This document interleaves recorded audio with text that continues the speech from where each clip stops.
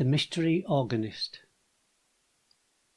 Built around 1150, St Mary's Church in the village of Harleydale is the heart of the community.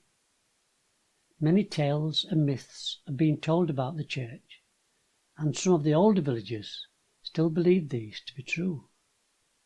The local vicar, along with members from the village, assist with the cleaning of the church. Jean and Harold, who have lived in the village for many years, help out with some of this cleaning. It was a cold December afternoon. Jean was in their cottage, sat beside the log-burning fire, reading a book. Outside, the rain was lashing on the windows, the wind rattling the old wooden frames and doors. A few minutes later, Harold came in soaking wet from walking the dog. "It's wild out there, Jean," he said. "Do you fancy a brew?" As they were enjoying a nice cuppa, Harold, who was staring at the fireplace, said to Jean, "I've just been talking to Fred. Apparently, last week while he and Mary were cleaning the church, they had an unexplained experience. He said they thought they heard the church door open, followed by the sound of footsteps. They looked around but didn't see anyone. He thought they must have imagined it, probably the wind and rain from outside. But Fred then went on to say that it could have been the ghost of Walter, the church organist who mysteriously disappeared from the village many years ago, and the story goes that he still visits the church to this day."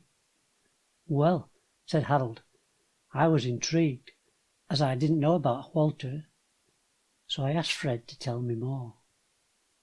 Apparently, Walter had played the church organ every Sunday morning for years, with his trusted dog always by his side. He never missed a morning, till one Sunday in late December when he didn't turn up. It was snowing quite heavy, but as Walter lived nearby, the vicar couldn't understand why he hadn't arrived. After the service, the vicar called round to see Walter, but he wasn't there. The old cottage appeared to be empty. Nobody knew what had happened to him and his dog, and neither of them had been seen or heard of since. It remains a mystery to this day. A few years later, Walter's old cottage was demolished to make way for the new church car park. "Well, it's our turn to clean today," said Jean, "so let's hope nothing like that happens to us. Heavy snow is forecast later, so after this drink we will be off before it gets too bad."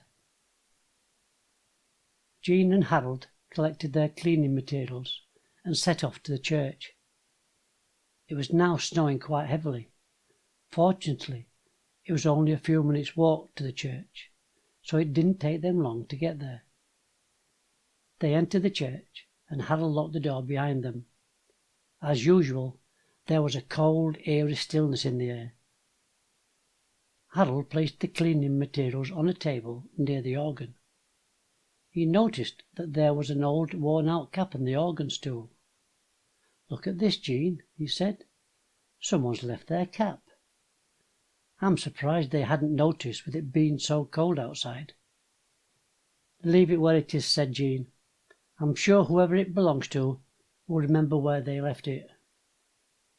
As they were busy cleaning, they heard the sound of the church door open, followed by the sound of footsteps,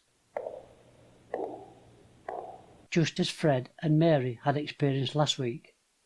But on this occasion, the church organ started to play, but only for a few seconds. Footsteps could be heard again, followed by the sound of the church door closing. They both nervously looked around.